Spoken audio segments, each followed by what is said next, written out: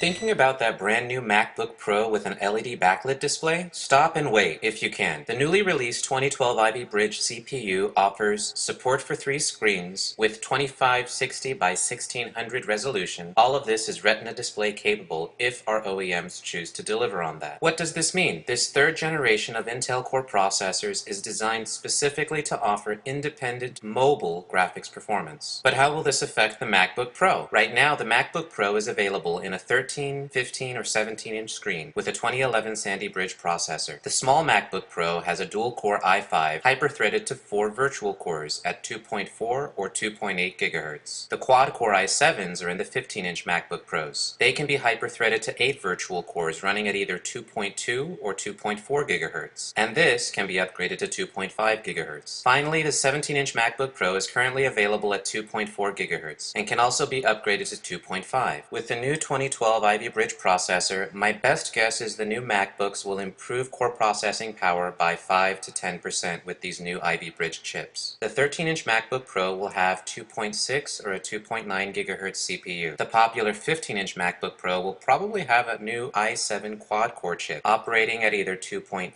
or 2.6 GHz, which could then be upgraded to 2.7. If Apple continues the expensive 17-inch version, it may have a 2.6 i7 that could be upgraded to 2.7.